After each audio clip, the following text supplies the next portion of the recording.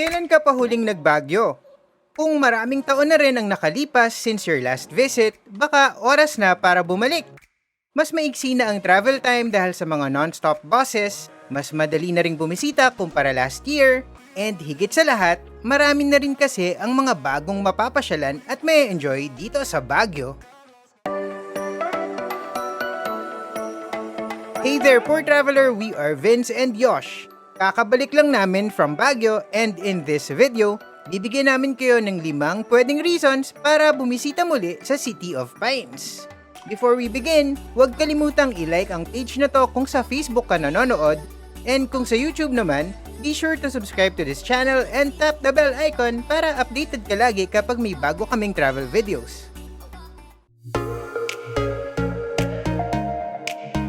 Unahin na natin ang pinakabagong attraction in the city. Kakabukas lang nitong Igorot Stone Kingdom noong 2021. Sa katunayan, when we visited, may mga parts pang under construction dahil hindi pa ito completely tapos. Pero pwede nyo nang i-enjoy kahit ngayon pa lang. Ayon sa kwento, noong March 2020, nakakita ang founder nitong si Pio Velasco ng White Carabao dito sa lugar na to mismo. Sa kanila kasing kultura, ang puting kalabaw ay simbolo ng good luck and kasaganahan. Kaya naman, tinake niya ito as a sign para ipatayo ang Igorot Stone Kingdom na makikita nyo ngayon. Pagpasok mo, bubulagain ka ng 2 higanteng key features nito. Ang parang castle wall sa kanan and ang mas traditional na stone wall sa kaliwa. Yung old school stone wall, hinawig sa mga rice terraces dito sa Cordillera region and hina-highlight nito ang rock-laying skills ng mga Igorot. In its nooks and crannies, ipinapakita din nito ang ilang bahagi ng kanilang kultura and folklore. Tulad nitong Bangan's Dome of Fertility, named after Bangan na unang babaeng nagsilang sa Igorot race after ng tinatawag nilang Great Renewal. Sa katapat nito nakatindig ang Tower of Gatan, na siya namang unang lalaking Igorot. Kung gusto mo raw mabiyayaan ng kisig at lakas, aba, dito ka humiling. Sa kabilang side naman, makikita ang parang castle wall na ito na zumizigzag pataas. Pwede ka ring umakyat dito and along the way, pwede mong tingnan ang iba pang mga imahe or i-admire ang view na ito. Sa tuktok ay may dining area kung saan ka pwedeng mag-snacks. Mayroon ding replika ng Igorot Gold Mine and Igorot Golden Bridge.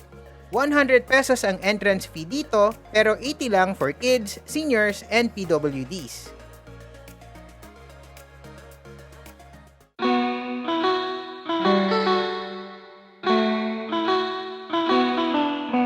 Japan in Baguio. Yan ang una kong nasambit nang dumating ako dito. Isa ito sa mga naging highlights ng trip namin dahil marami itong mga sulok-sulok na talaga namang maganda. Maaga kaming nagising upang maabutan ang sunrise mula dito and hindi naman kami nabigo. This 5-hectare property is scribbled with hiking trails na magdadala sa iyo sa iba-ibang interesting spots tulad ng very scenic na rock gardens na ito, mga traditional houses, and itong pandemic healing memorial. Pero, pinaka-pinupuntahan dito ang iconic na Torii Gate na ito called Mirador Peace Memorial. Wala kasi dito, mabublow away ka ng nakamamanghang view lalo na sa umaga kapag medyo pastel pa ang kulay ng langit. Kaya magandang agahan para wala masyadong tao. Isa pang crowd favorite ang Arashiyama Bamboo Grove, marahil ay named after sa similar bamboo forest ng Temple District ng Kyoto. Kahit napuntahan na rin namin yun sa Japan, hindi naman kami na-underwhelmed dito. Natuwa pa nga kami dahil walang ibang tao when we visited, kaya malaya kaming nakapag-picture ng hindi nagmamadali. Pero kahit hindi ka interested sa pictures, maganda talaga sa pakiramdam kapag napapalibutan ka ng mga luntiang kawayan. Nakaka-relax.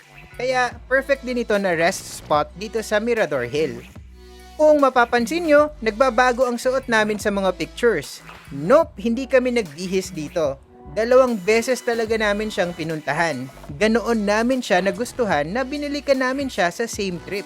100 pesos ang regular entrance fee, pero free naman para sa mga bata na below 12 years old.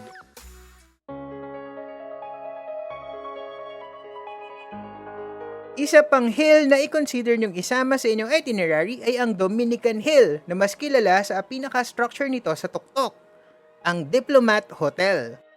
Kung familiar ka, malamang dahil sa mga horror stories tungkol dito. Okay. Hindi naman na bago ang Diplomat Hotel at matagal na rin naman itong bukas sa publiko. Pero it seems to have been given new life within the past few years. Marami sa mga ilang beses nang nakaakyat ng Baguio hindi pa rin napupuntahan ito. Tulad namin, pang ilang Baguio na namin pero first time namin dito. Originally, itinayo itong building na to noong early 20th century para maging retreat house ng mga Dominican priests and nuns. Pero noong dumating ang mga Hapon pagsiklab ng World War II, it was converted into a military garrison and prison. Ilang dekada and restorations ang nakalipas, pinuksan ito bilang Diplomat Hotel noong 1970s and 80s. Eventually, medyo hindi na rin ito nabigyan ng tamang pansin. At dahil na rin sa madugo at madilim nitong kasaysayan, maraming kwento ang lumabas tungkol umano sa mga kababalaghan dito. Kaya naman, madalas ay nakakasama ito sa mga listahan ng mga pinaka-haunted na lugar dito sa Pilipinas. May movie pa nga about it. Ngayon, the Dominican Hill area has been declared a heritage and historic site ng local government ng Baguio and marami silang projects para i-rehabilitate ito for both locals and tourists. The best part, 10 pesos lang ang entrance fee dito and 5 pesos naman para sa mga bata. Nagutom ka ba sa virtual na pag-iikot natin?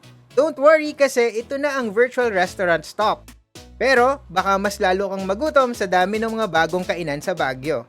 Syempre, andyan pa rin ang mga mas established na restos like The Farmer's Daughter, Cafe by the Ruins, Hill Station at Good Taste.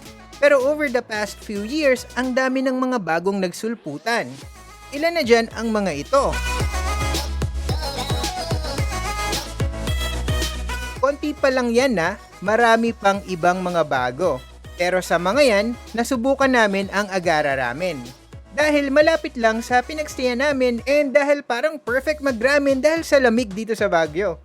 And lahat ng in-order namin, mula sa signature nilang Chuka Soba and sa maanghang na bestseller nilang Tantan Men hanggang sa Chuka Men, Gyoza, and sa malaki, mataba at manamis-namis nilang Hirata Buns, talaga namang nagustuhan namin lahat.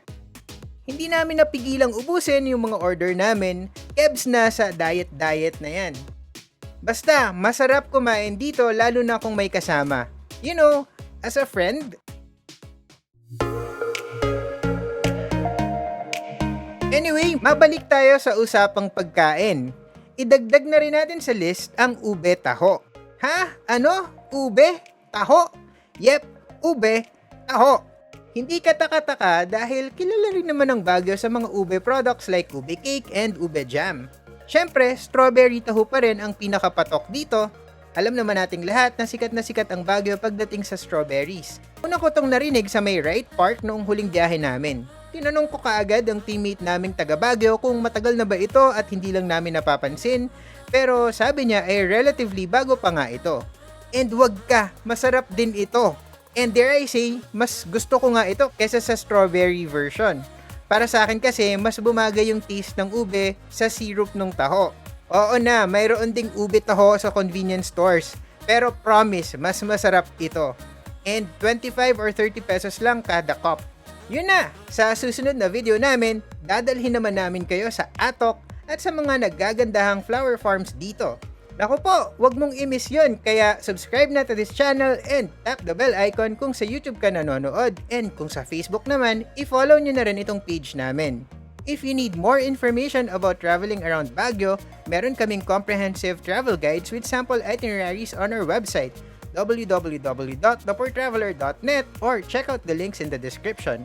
Kung meron kayong tanong, i-comment nyo lang below. You can also follow or message us on Instagram, TikTok, and Twitter. Just look for @thepoortraveler, single L. Kung meron kayong Spotify account or Apple Podcasts app, follow and tune in na rin to the Poor Traveler Podcast. That's all for now. Remember, plan smart, travel safe, and make every trip worth it.